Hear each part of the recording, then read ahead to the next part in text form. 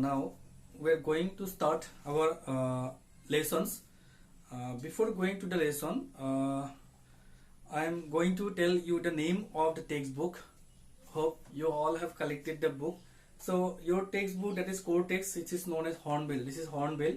This book is Hornbill, and I think most of you have collected it, and those who have not collected it, try to collect it.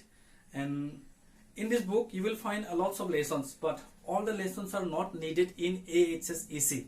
All the lessons are needed in CBSE, but it is not completely needed in AHSEC.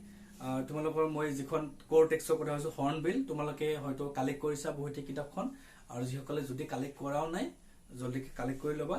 আৰু এই হৰ্নবিলত ইয়াত কন্টেন্টছত যিখিনি মানে লেসনৰ নাম আছে, গোটেইখিনি lesson আমাক কিন্তু AHSEC ত নালাগে, যিখিনি CBSE ত সম্পূৰ্ণ লাগে। সো ইয়াত কোন কেইটা লেসন লাগে প্ৰথম মই কৰিছো তোমালোকক। The portrait of a lady লাগিব। In our AHSEC, the syllabus is, I have already told you, it is a very compact one, very easy one. You need not to read all the lessons here. So first you have to read the lesson, you have to start the lesson, The Portrait of a Lady by Khuswant Singh. And second one is Photograph by Sari Tolson. Third one, Landscape of the Soul by Nathalie Treveroy. Next, The Voice of the Rain by Walt Whitman. Next, The Ailing Planet, The Green Movement's Role by Nani Palkiwala. Next one is Childhood by Marcus Nutin. Next, My Impressions of Assam by Dr. Verrier Elvin. And lastly, Father to Son by Elizabeth Jennings. So in this book, prose and poetries are there. The prose are The Portrait of a Lady, next The Landscape of the Soul, The Ailing Planet, My Impressions of Assam. These are the prose which you have you will need in your HS first year syllabus. And from poetry section, a photograph, next The Voice of the Rain, Childhood, and Father to Son. অর্থাৎ ইমানখিনি syllabus তোমালোকৰ HS first year syllabus, English syllabus তো বহুত compact হয়, গতিকে ইয়াত ভয় খাব লগা নাই। CBSE পঢ়া স্টুডেন্টে কিন্তু গোটেইখিনি পঢ়িব লাগে, 9টাকে প্ৰোজ 6টাকে পোয়েট্রি পঢ়িলে ইয়াত কিন্তু তোমালোকে 4টা পঢ়িলেই হৈ গল, গতিকে একদমই সহজ হয়। আৰু নেক্সট আন যিখন কিতাপ আছে সেইখন আছে snapshots. This is snapshot supplementary reading. স্নেপশ্বটৰ পৰাও from this book snapshot also there are lots of lessons. There are total, I'm going to tell you, total 8 lessons, but out of 8 lessons only 2 lessons are needed in your HS first year in AHSEC. That means if you are a student of CBSE, you will need all the 8 lessons from this book, supplementary book snapshot, but here in AHSEC you need only 2 lessons. অর্থাৎ ইয়াত স্নেপশ্বটত যেটো 8টা lesson আছে, CBSE গুটে 8টা lesson লাগিব, কিন্তু আমাৰ AHSEC ত মাত্ৰ 2টা lesson লাগিব, আৰু সেই দুটা হৈছে কি Ranga's Marriage by Masti Venkatesa Iyengar, and next one is Albert Einstein at School by Patrick Pringle. So Patrick Pringle or Albert Einstein at School লাগিব, আৰু Masti Venkatesa Iyengar or Ranga's Marriage, এই দুটা মাত্ৰ lesson লাগিব। So আমি এই দুটা পিছত স্টাৰ্ট কৰিম। প্ৰথমতে আজি আমি তোমালোকৰ ফাৰ্স্ট লেসন টু স্টাৰ্ট কৰিব লৈছো। So today first we are going to start our first lesson in English, that is The Portrait of a Lady. So I'm going to tell you one thing. For your English classes, you will we total 3 teacher will teach you English, and another 1 teacher, he will teach you alternative English. So I will start the first lesson, that is Portrait of a Lady, and another teacher will start another chapter, and definitely in next class he will discuss you. Perhaps you have got the routine of your class, so according to the routine we will continue the classes. So the first class I am going to start is The Portrait of a Lady. So this is the lesson, The Portrait of a Lady. মই তোমালোকৰ প্ৰথম যেটো class এটো আৰম্ভ কৰিব লৈছো, আৰু হেতু হৈছে কি এখন কিতাপ তোমালোকৰ হৰ্নবিলৰ যেটো প্ৰথম পাৰ্ট আছে The Portrait of a Lady, এই Portrait of a Lady পাৰ্টটো মই আৰম্ভ কৰিব লৈছো। মই যেতিয়া পঢ়ি যাম তোমালোকে প্ৰথম শুনি যাবা, আৰু মই পেৰাগ্ৰাফ ৱাইজ পঢ়ি যাম পঢ়াৰ পিছত মই পুনৰ সেই কেখিনি কথা তোমালোকক ডেসক্ৰাইব কৰিম that means first I will read the first paragraph. After reading the first paragraph I will again continue the lines, and if you find any kind of difficulty you just underline this and you can ask me through the groups. So the Portrait of a Lady by Khuswant Singh. So try to remember the name of the author also, and try to know the meaning of the lesson. Portrait of a Lady. So what do you mean by the portrait? What is the meaning of portrait? মানে তোমালোকে portrait বুলি কলে কি বুজা? Portrait means photograph actually. So photograph, the portrait of a lady. Lady means a female who is very honorable one. So the portrait of a lady means it is the story here. Portrait means you can say the photograph, or you can say the reflection of a personality. That means portrait means photograph, and photograph means the reflection of a person or reflection of a personality. So the portrait of a lady means the story of a lady or the personality about a lady. অর্থাৎ the portrait of a lady মানে হৈছে কি এগৰাকী মহিলাৰ কাহিনী, এগৰাকী মহিলাৰ ব্যক্তিত্বৰ কাহিনী, আৰু লিখিছে কোনে? Khushwant Singh. So Khuswant Singh has died at perhaps in the age of 98. He was considered as one of the prominent critic and very good storyteller, and also he was a very famous novelist. Also he was considered one of the very prominent writer of Indian writer. Sometimes he wrote some kind of controversial writing also. Khuswant Singh হৈছে ভাৰতৰ এগৰাকী বিখ্যাত লেখক, বিখ্যাত সমালোচক. তেখেতে বিভিন্ন বিতৰ্কিত লেখন লিখিছিলে আৰু তেখেতৰ বহুত উপন্যাস, গল্প গোটেই ভাৰতৰ সাহিত্য ক্ষেত্ৰখনক সমৃদ্ধিশালী কৰিছে. 98 ইয়াৰ্ছত আজি পৰা perhaps 3 নে 4 বছৰ আগত ঢুকাইছে. So Khuswant Singh was a very famous writer. He was died at the age of 98. So here in this lesson the author Khuswant Singh, he has draw the character of his own grandmother. So here portrait of a lady means the portrait of the grandmother of the author. So here we can say the grandmother of the author or the grandmother of the narrator. Yet গোটেই কাহিনীটো হৈছে খুশবন্ত সিংৰ নিজৰ আইতাকৰ বিষয়ে কাহিনী. তেখেতে আইতাকক যেনেধৰণে লগ পাইছিলে তাৰ গোটেই কাহিনীটো, though it is a story but actually it is a real story of the grandmother of the author, that is Khuswant Singh. So when we will read the story, most of us will be nostalgic about our own grandmothers, because the grandmother of the author was as like the grandmothers of the others, and when she lived in this world, that generations how they faced the things, how they felt the things, and today's generation, today's grandmother are a little bit different because they are now moderate. But in our old days, this is the story of a lady who lived in this world 100 years ago.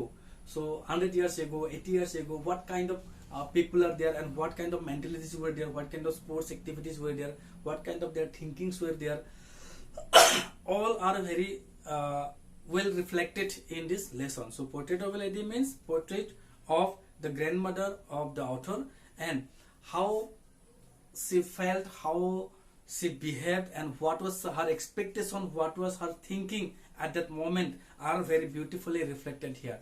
অর্থাৎ portrait of a lady হৈছে Khushwant Singh author Khushwant সিংৰ আইতাকৰ কাহিনী, আৰু আজি পৰা প্ৰায় 80 বছৰ 100 বছৰ আগৰ মানুহৰ কাহিনী. গতিকে তেতিয়াৰ দিনত মানুহবিলাক, বয়োজ্যেষ্ঠ মানুহবিলাক কেনেকুৱা আছিলে, তেওঁলোকৰ চিন্তাধাৰা কেনেকুৱা আছিলে, তেওঁলোকৰ ধৰণকৰণ কেনেকুৱা আছিলে, এই গোটেইখিনি আমি ইয়াত পঢ়িব পাম. আৰু ইয়াত যিখিনি আইতাকৰ কথা কৈ আছে, তোমালোকে যদি নিজৰ পেৰেণ্টছক সোধা, তেওঁলোকৰ আইতাকৰ সেই একে ধৰণৰ কাহিনী আছিল গম পাবা. So when you will ask your parents that how their grandfathers or grandmothers were, then after reading the story you will feel the same reflection of your great grandparents, because at that age, at that situation, at that time, all the people were almost passing through such kind of environment, and that is why their mentalities were almost same, a little bit conservative in comparison to today's moderate society. So first বই তোমালোকৰ প্ৰথম পেৰাগ্ৰাফটো line বাই line পঢ়ি যাম, তোমালোকে শুনি যাবা, তাৰপিছত মই তাক পুনৰ ব্যাখ্যা কৰিম। So the potato will ready. তোমালোকে কিতাপত চাই যোৱা, মই পঢ়ি যোৱা সময়ত। My grandmother, like everybody's grandmother, was an old woman. She had been old and wrinkled for the 20 years that I had known her. People said that she had once been young and pretty and had even had a husband, but that was hard to believe. My grandfather's portrait hung above the mantelpiece of the drawing room. He wore a big turban and loose-fitting clothes. His long white beard covered the base part of his chest, and he looked at least 100 years old. He did not look the sort of person who would have a wife or children. He looked as if he could only have lots and lots of grandchildren. As for my grandmother being young and pretty, the thought was almost revolting. She often told us of the games she used to play as a child that seemed quite absurd and undignified on her part, and we treated it like the fables of the prophets she used to tell us. So this is the reading of the first paragraph. So now you again come to the lesson, and now I will discuss every line. So first, my grandmother, like everybody's grandmother, was an old woman. So normally whenever we say the word grandmother, we have an imagination in our mind. Grandmother means some kind of old people, old person. So the author also said, as like everybody's grandmother, my grandmother was also an old woman. অর্থাৎ আমি যেতিয়া গ্ৰেণ্ডমাদাৰ, আইতা বুলি শব্দটো কওঁ, আইতা বুলি শব্দটো ক'লে আমাৰ মনত কেনেকুৱা মানুহৰ প্ৰতিচ্ছবি আহে? আইতা বুলি শব্দটো ক'লে আমাৰ সদায় মনত কি আহে? এগৰাকী বয়োজ্যেষ্ঠ মানুহৰ প্ৰতিচ্ছবি, হয়তো অকমান বেকা হৈ গৈছে, চুলি পকিছে, বয়সৰ চাপ পৰিছে, এনেকুৱা ধৰণৰ মানুহৰ ইমাজিনেশ্যনটো আমাৰ আহে। কাৰণ কিয়? আমি যিবিলাক আমাৰ নিজৰ আইতা ককা হয়, তেওঁলোক সদায় বয়োজ্যেষ্ঠ হয়, আমাতকৈ বয়সত বহুত ডাঙৰ। গতিকে আইতা বুলি ক'লেই বা ককা বুলি ক'লে আমাৰ মনত কিছুমান বয়োজ্যেষ্ঠ মানুহৰ ইমেজ প্ৰতিচ্ছবি ভাহি উঠে। গতিকে অথৰে কৈছে, আন সকলোৰে আইতাকৰ দৰে মোৰ আইতাও এগৰাকী বয়োজ্যেষ্ঠ মহিলা আছিলে। That means like all the people's grandmother, my grandmother was also a very old lady, old woman. She had been old and wrinkled for 20 years that I had known her. And the author said she had been old and wrinkled. Wrinkle means the stretch mark in the skin, the mark of age in the skin. Wrinkle মানে হৈছে হতমস চিন পৰা বা সালত বয়সৰ আসুৰ পৰা যেটো কয় তাক wrinkle বুলি কয়। সেতে she has been old and wrinkled for 20 years that I had known her. That means the author had known her for 20 years. That means the age of author is in between 20 and 25. You can imagine. অথৰে যেতিয়া এই কথাখিনি কৈছে, আমাক যেতিয়া লিখিছে, যেতিয়াৰ কাহিনী কৈছে, তেতিয়া 18 বছৰ বা 20 পৰা 25 বছৰৰ ভিতৰত। কাৰণ কিয় কৈছে যে মই বিগত 20 বছৰ ধৰি আইতাক এনেকুৱাই দেখি আহিছো। That means in last 20 years I had seen my grandmother in the same state, very old and wrinkled in her face. কৈছে যে আইতাক মই বিগত 20 বছৰ ধৰি হতমস সালৰ বা সালত বয়সৰ আসুৰ পৰা এগৰাকী বুঢ়া মানুহ হিচাপে দেখি আহিছো। আৰু এটো কিয় কৈছে? একচুয়ালি যোৱা 20 বছৰ ধৰি একে দেখি আহিছো মানে কি? That means the poet said he has seen his grandmother in last 20 years in the same state. That means suppose when you were 10 years old, at that moment your facial expression, your look was a little bit different than today. In your 16 years or 70 years, you are a little bit changed. And after 10 years, you will be also some kind of differences will you find in your facial looks, in your face.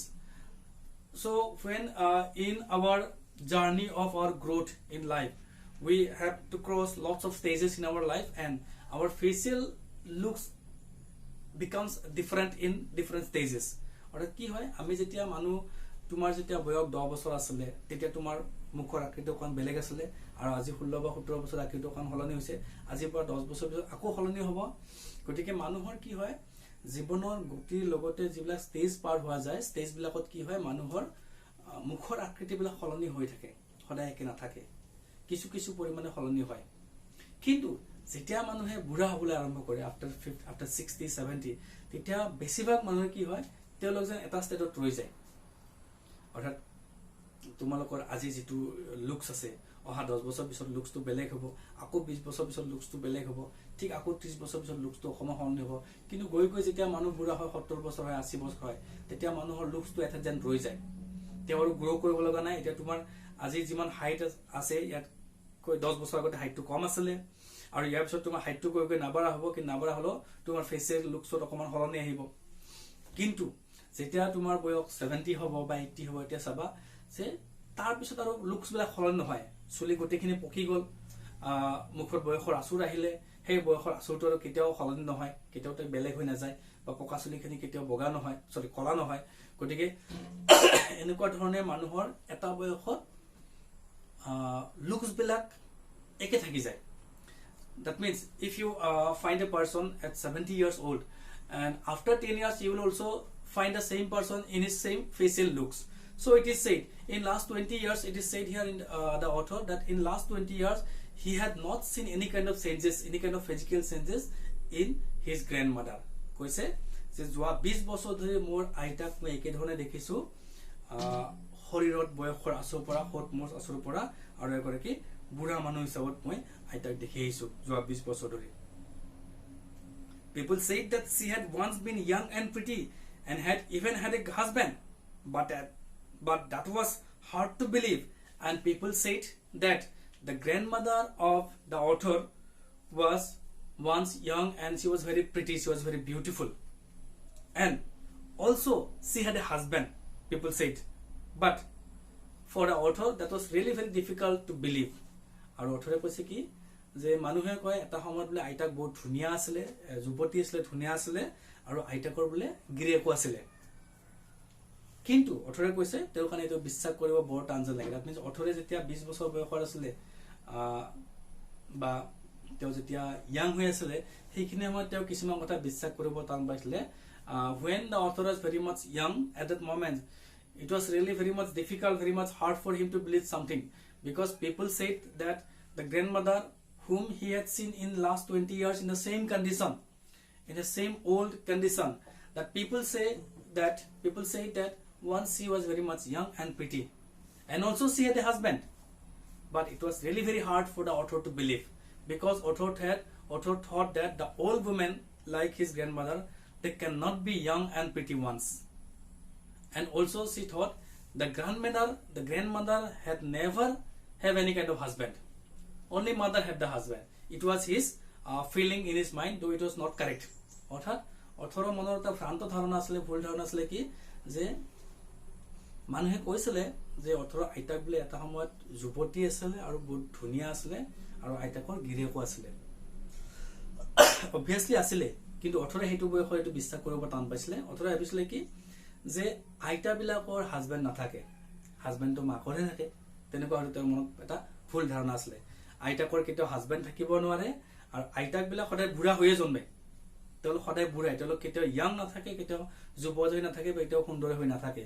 গতিকে অথৰক যিটো মানুহে কৈছিলে যে তোমাৰ আইতা এটা সময়ত বহু বছৰ আগতে যুৱতী আছিলে, বহুত ধুনীয়া আছিলে, আৰু তোমাৰ আইতাৰ হাজবেণ্ডো আছিলে, কিন্তু অথৰে শৈশৱ কালত এই কথাটো বিশ্বাস কৰিব টান পাইছিলে। That means sometimes perhaps people say to him that his grandmother was one young and very much pretty, also she had a husband, but the author found it very difficult to believe that such kind of old lady cannot have husband, or such kind of old lady cannot be pretty and young ones. So it was actually his misinterpretation in his mind that old persons like grandmother cannot be young and pretty once, and they cannot have husband. It was a misconception in the mind of the author. Author কম বয়সৰ এটা এটা ভ্ৰান্ত ধাৰণা আছিল. My grandfather's portrait hung above the mantelpiece in the drawing room, and in the drawing room the portrait of the grandfather, that means the grandfather is no more in this world, the portrait, the photographs of the grandmother was hung above the mantelpiece. So mantelpiece means here mantelpiece means you can say a very hard bind cover, or you can say the cover binding photograph. The cover of the photograph is a very hard binding one, which is known as mantelpiece here. Here mantelpiece মানে কি কৈছে যে photo frame, যিখন ডাট frame সেইখনক mantelpiece বুলি কৈছে. আৰু কৈছে কি যে আমাৰ ঘৰৰ ড্ৰয়িং ৰুমত ওপৰত ৱালত ককাৰ এখন ধুনীয়াকে ফ্ৰেমত ফটো বনাই থোৱা আছিলে. মানে অথৰ ককা কেতিয়া জীয়াই নাই, গতে ককাকৰ আগৰ ফটো এখন তাত আছিলে. That means in the drawing room there above the mantelpiece, you can say mantelpiece means actually there are two meanings of mantelpiece. Mantelpiece means a place which is above the you can say the fire chamber. তোমালোকে জানা হয়তো আজিকালি আমাৰ মানুহৰ কি হয়, যিবিলাক ধনী ধনী মানুহ তেওঁলোকে ঘৰত ঠাণ্ডা দিনত হিটাৰ ব্যৱহাৰ কৰে, ৰুম হিটাৰ ব্যৱহাৰ কৰে ৰুমৰ টেম্পাৰেচাৰ ধৰি ৰাখিবৰ কাৰণে. কিন্তু আগৰ দিনত তেনেকুৱা ৰুম হিটাৰ ব্যৱস্থা নাছিলে. ধনী ধনী মানুহবিলাক কি কৰিছিলে, ড্ৰয়িং ৰুমত তেওঁলোকে এটা ফায়াৰ প্লেচ ৰাখিছিলে, যিটো হিট চেম্বাৰ হিচাপত কাম কৰিছিলে. তাতে একোটা জুই লগাই থৈ দিয়ে, যি জুই কৰে গোটেই ৰুমটো গৰম কৰি ৰাখে, উত্তপ্ত কৰি ৰাখে. That is also known as mantelpiece. আৰু mantelpiece means a hard bound cover which is above the fireplace. অৰ্থাৎ সেই জুই য'ত জুইৰ ব্যৱস্থা কৰা ঠাই আছিলে ড্ৰয়িং ৰুমত, হয়তো ধনী মানুহ আছিলে অথৰ, গতিকে তেওঁলোকৰ সেই জুই যিটো ফ্ৰেম আছিলে তাৰ ওপৰত যিটো ডাঙৰ ফ্ৰেমত ককাকৰ ফটোখন ধৰিছিলে তাক বুজাইছে. So the photograph of the author's grandfather was there in the drawing room. He wore a big turban and loose fitting clothes, and the grandfather, he was wearing a big turban. Turban মানে হৈছে the headgear, পাগুৰি. যেহেতু খুশবন্ত সিং পাঞ্জাবী মানুহ আছিলে আৰু পাঞ্জাবী মানুহবিলাকে একদম প্ৰকাণ্ড পাগুৰি পিন্ধে, গতিকে অথৰৰ ককাক তেওঁ যেহেতু পাঞ্জাবী আছিলে তেওঁ এটা প্ৰকাণ্ড পাগুৰি পিন্ধিছিলে. আৰু তাৰ যিখন ফটো আছিলে ফটোখন দেখা গৈছিলে কি যে he wore a big turban, এটা ডাঙৰ পাগুৰি পিন্ধিছিলে, and loose fitting clothes, and he was also wearing loose fitting clothes. That means the common dresses, the traditional dresses of the Punjabi people was wearing by the grandfather of the author in that photograph. অৰ্থাৎ তেওঁ ঢিলা dress পিন্ধিছিলে, আমাৰ যিটো Punjabi traditional মানুহে পিন্ধে তেনেকুৱা তেওঁৰ ড্ৰেছ পিন্ধা আছিলে, আৰু মূৰত পাগুৰি আছিলে ককাকৰ ফটোখন. His long white beard covered the base part of his chest. Base part of his chest mean the center part of the chest where our heart is there. অৰ্থাৎ কি কৈছে, আৰু ককাকৰ ফটোগ্ৰাফখনত দেখিলে কেনেকুৱা ককাকৰ দীঘলীয়া দাঢ়ি আছিলে. White beard means the beard which was white in color. That means the person was very much old. Covering the base part of his chest. অৰ্থাৎ কি কৈছে ককাকৰ দীঘল বগা দাঢ়ি আছিলে, যিখিনি দাঢ়ি বুকুৰ মাজলৈকে পৰা আছিলে. That means he was having long beard which was covering the center part of his chest, and he looked at least 100 years old. And in that photograph the grandfather was looking like 100 years old person. That means he was very much old in that photograph. অৰ্থাৎ অথৰৰ ককাকৰ যিখন photo আছিলে ফটোখনত তেওঁৰ বগা দীঘল দাঢ়ি দেখিছিলে, আৰু দেখাত ককাকৰ বয়স 100 বছৰ যেন লাগিছিলে, হয়তো 100 বছৰ জীয়াই আছিলে ককাক. He did not look that sort of person who would have a wife or children, and author has a misfeeling in his mind, or he had a misthought, wrong thought in his mind that such kind of old person, 100 years old person cannot have wife or children. অথৰৰ মনৰ এটা ভ্ৰান্ত ধাৰণা আছিলে, এনেকুৱা এগৰাকী বুঢ়া মানুহৰ ঘৈণীয়েক বা ল'ৰা ছোৱালী থাকিব নোৱাৰে, মানে ইমান বুঢ়া মানুহ ককাকৰ খালি নাতিয়েকহে থাকে. He thought such kind of old person cannot have children or cannot have wife. Such kind of old person can only have grandchildren. তেওঁৰ মনত ভুল ধাৰণা আছিলে কি যে ককাকৰ দৰে এনেকুৱা বয়সীয়াল মানুহৰ, ইমান বুঢ়া মানুহৰ কেতিয়াও ঘৈণীয়েক বা সন্তান থাকিব নোৱাৰে, তেওঁলোকৰ মাত্ৰ নাতিয়েকহে থাকিব পাৰে, অজস্ৰ নাতিয়েক থাকিব পাৰে, lots of grandchildren. because he had in his young age at that moment, the author had seen all the old people who were running along with their grandchild perhaps. That is why he thought this kind of old people only can have grandchildren, not wife or children. অৰ্থাৎ তেওঁৰ ভ্ৰান্ত ধাৰণা আছিল আৰু কি এনেকুৱা এটা বুঢ়া মানুহ আৰু সাধাৰণতে কি হয় বুঢ়া মানুহবিলাকে নাতিসকলত ধেমালি কৰি ঘূৰি ফুৰে গতিকে তেওঁ ভাবিছিলে এনেকুৱা বুঢ়া মানুহৰ কেৱল অজস্ৰ নাতিয়েহে থাকে ঘৈণীয়েক বা পুতেক থাকিব নোৱাৰে. As for my grandmother being young and pretty, the thought was almost revolting. Revolting means disgusting. হাঁহি উঠা বিভৎস. For my grandmother being young and pretty, the thought was almost revolting. And the author said, sometimes people said his grandmother was young and pretty. This thought was really very much disgusting for him. আৰু যেতিয়া মানুহে কৈছিলে যে আইতা ধুনিয়া আছিল যুৱতী আছিল এই চিন্তাটো অথৰৰ কাৰণে এটা বৰ বিদ্ৰুপাত্মক বা ভ্ৰান্ত চিন্তা বৰ বিভৎস চিন্তা যেন আছিলে যে এনেকুৱা আগতে বুঢ়া মানুহ কেনেকে ইয়াং হ'ব কেনেকে ধুনিয়া হ'ব পাৰে. গতিকে আইতাকৰ যেনেকে ইয়াং আৰু এটা সময়ত যুৱতী আছিল আৰু ধুনিয়া আছিল বুলি চিন্তাটো বিভৎস চিন্তা যেন লাগিছিলে এই ককাকৰো নিজৰ সন্তান বা ল'ৰা ছোৱালী থকা চিন্তাটো তেনেকুৱা বিভৎস যেন তেওঁৰ লাগিছিলে. She often told us of the games she used to play as a child. So the grandmother, she regularly told her grandchild to the author that some kind of games and games that she played in her childhood days. আৰু আইতাকে কি কৰিছিলে অথৰক তেওঁলোকৰ শৈশৱ কালত আইতাকৰ শৈশৱ কালত কেনেকুৱা ধৰণৰ খেল ধেমালি খেলিছিলে সেইবিলাক অথৰক প্ৰায়ে কোৱা আছিলে বুজোৱা আছিলে. That seemed quite absurd. Absurd means very much odd, উদ্ভট বা বিচিত্ৰ. Absurd and undignified. Undignified means not having gravity or not having the standard. অসৌজন্যমূলক, not very courteous. Undignified on her part, and we treated it like the fables of the prophets she used to tell us. That means when the grandmother told her childhood days about the games and sports of her childhood days that she played, it was almost unbelievable for the author because the author had never seen such kind of games and sports in his time.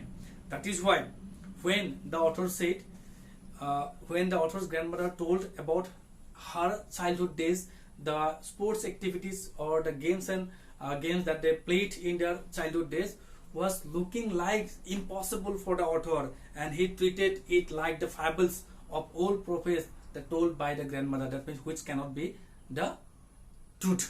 অৰ্থাৎ আইতাকে যেতিয়া নিজৰ শৈশৱ কালৰ খেল ধেমালিৰ কথা নাতিয়েকক কৈছিলে তেতিয়া অথৰৰ খুজবন্ত সিঙৰ সেইটো বিশ্বাস কৰিব টান লাগিছিলে. তেওঁৰ কাৰণে এইবিলাক বিচিত্ৰ আৰু অসৌজন্যমূলক খেল যেন লাগিছিলে. কাৰণ কিয় তেওঁ এগৰাকী শিশু কালত তেওঁ নিজে যিবিলাক খেল ধেমালি খেলিছিলে বা দেখিছিলে আইতাকৰ দিনৰ খেল ধেমালিবিলাক সম্পূৰ্ণ বেলেগ আছিলে যিবিলাক তেওঁ কেতিয়াও দেখা নাই আৰু সেইকাৰণে তেওঁ সেইবিলাক বিশ্বাস কৰিব টান লাগিছিলে. এণ্ড আৰু তেওঁলোকে সেইকাৰণে কি কৈছিলে আইতাকে যিবিলাক fable means the moral stories of old prophets old saints. অৰ্থাৎ আগৰ দিনৰ ঋষি মুনিৰ যিবিলাক নীতি শিক্ষা আছিলে ঋষি মুনিৰ যিবিলাক সাধু কথা আছিলে সেইবিলাক যেন লাগিছিল. যেনেকে আইতাকে আগৰ দিনৰ ঋষি মুনিৰ সাধু কথা কৈছিলে যিবিলাক সত্য নাছিলে ঠিক তেনেকে আইতাকে কোৱা খেলবিলাকো ঋষি মুনিৰ সাধু কথাৰ দৰে যেন লাগিছিলে. মানে তাৰ সত্যতা অৰ্থৰৰ বিশ্বাস কৰিব টান লাগিছিলে. That means as the grandmother told the grandchild about the old tales of the prophets or the fables, the sports activities that she often described in front of her grandchild about her pastime were also looking like same. It was very much absurd for him. It was very much looking unnatural for him, and he thought perhaps these sports activities are also same as like the old stories or old tales of the prophets, because it was unbelievable for him in his part because he had never seen such kind of games and sports in his time. অৰ্থাৎ অথৰে যিহেতু নিজৰ সময়ত এনেকুৱা কোনো ধৰণৰ খেল ধেমালি দেখা নাই যিটো খেল ধেমালিৰ কথা আইতাকে কৈছিলে গতিকে অথৰৰ বিশ্বাস কৰিব টান লাগিছিলে আইতাকে যিবিলাক খেল ধেমালি সৰু কালত খেলিছিলে. তো তোমালোকেও যদি নিজৰ মা দেউতাক সোধা যেতিয়ালৈকে শৈশৱত কি খেল ধেমালি খেলিছিলে সেইবিলাক এতিয়া তোমালোকৰ বিশ্বাস কৰিব টান লাগিব because due to the generation gaps the sports activities or the games and sports are developing day by day. In our time what kind of sports activities or what kind of games we have played in our childhood days are now not available. They are now wiped out from the society. So if we will describe about the sports activities of our childhood days, sometimes it may look unbelievable for you that what kind of sports are there, because today in today's generation they do not know about the old sports activities. So it was really very much unbelievable for the author to believe whatever the grandmother said about her childhood days. অৰ্থাৎ আইতাকৰ দিনত আইতাকৰ শৈশৱকালত যিবিলাক খেল ধেমালি খেলা হৈছিলে সেইবিলাক খেল ধেমালি আজিকালি বিলুপ্ত হৈ গৈছে, আজিকালি ল'ৰা ছোৱালী দেখিবলৈ নাপায়। গতিকে যেতিয়া আইতাকে নিজৰ শৈশৱকালৰ খেল ধেমালিৰ কথা নাতিয়েকক কৈছিলে তেতিয়া নাতিয়েকৰ সেইবিলাক বিশ্বাস কৰিব টান লাগিছিলে। আইতাকে কোৱা পুৰণি ঋষিমুনিৰ পুৰাণৰ সাধু কথাৰ দৰে এইবিলাক অলিক কল্পনা যেন তেওঁৰ লাগিছিলে। So this is the first chapter. So you just try to read the book and you just try to understand whatever we discussed here in today's class. If you are not able to understand any kind of point, if you find any kind of difficulty in our this reading, then you can ask me directly through WhatsApp. আৰু কি কৰিবা, আজি আমাৰ এই ক্লাছটো আমি ইয়াত সমাপ্ত কৰিব লৈছো। সো ইয়াত যিখিনি মই তোমালোকক ফাৰ্স্ট প্যাৰাগ্ৰাফত বুজালো, ইয়াত তোমালোকে যদি কিবা প্ৰবলেম পোৱা, কিবা ডিফিকাল্টি পোৱা, কিবা টান শব্দ পাইছা, কিবা ইন্টাৰপ্ৰিটেশন ভুল হোৱা যেন লাগিছে, কিবা বুজি পোৱা নাই, তোমালোকে মোক মেসেজ কৰি সুধিবা আৰু আমি নেক্সট ক্লাছত ইয়াৰ নেক্সট চেপ্টাৰ কেটা স্টাৰ্ট কৰিম। তোমালোকে অকমা আগতীয়াকৈ চেপ্টাৰখিনি পঢ়ি থবা যাতে টান টান ৱৰ্ড পালে তাক আন্ডাৰলাইন কৰিব পাৰা আৰু সেইখিনি যাতে আমি ডিসকাস কৰিলে তোমাৰ মাইন্ডত সোমাই যায়। So this is all for today's first class.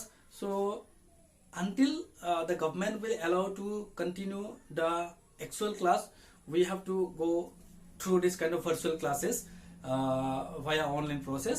So you just stay home, stay safe and stay secure and you continue your studies. আমাৰ যেতিয়ালৈকে চৰকাৰৰ পৰা কোনো নোটিফিকেশন নাহে তেতিয়ালৈকে আমি এনেকুৱা ভাৰ্চুৱেল ক্লাছ কৰিবই লাগিব আৰু এনেকৈ আমি অনলাইন ক্লাছ কৰি থাকিম। তোমালোকে নিজে ঘৰতে আবদ্ধ হৈ নিজকে সুৰক্ষিত ৰাখি ভালকে পঢ়া পাতি কৰি যোৱা। কিবা প্ৰবলেম পোৱা আমাক সুধিবা। We are always here for you to guide you if you have any kind of trouble, any kind of problem regarding your lesson. So this is all for today. So goodbye and take care.